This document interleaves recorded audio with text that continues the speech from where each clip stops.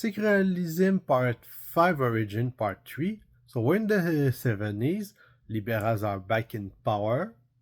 What do? Well, they use the fact that reforms were made and that the state is much richer to basically take their revenge.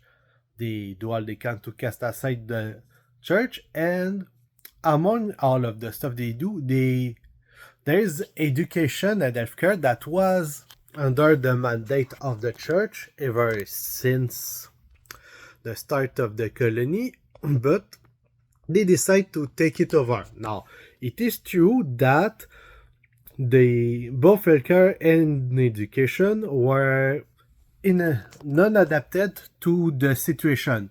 With the boomers and so on, there have been a massive growth in terms of population. The demographic were different, and so the system, even if the clergy did an excellent job, was no longer adapted to the situation, thus in need of reform.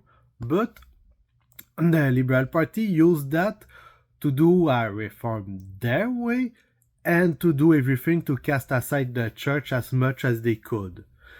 And along all of that, they started the expression Grande Noirceur, or Great Darkness, which, if you know anything about medieval history, you are aware of the Dark Ages myth. Well, it's the same thing.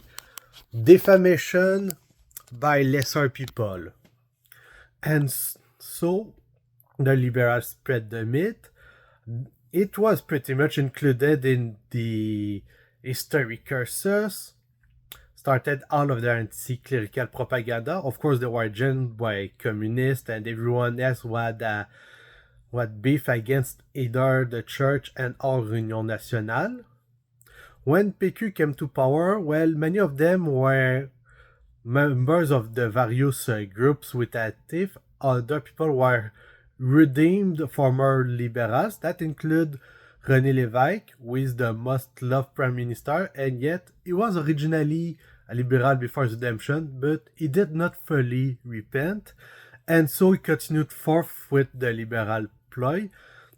And so now, for decades, we have people who have been raised in an education system filled with the elements of its downfall and a lot of anti-clerical propaganda, which has led to the rise of the cult as it is. So on this, I bid you all good day, and until next part.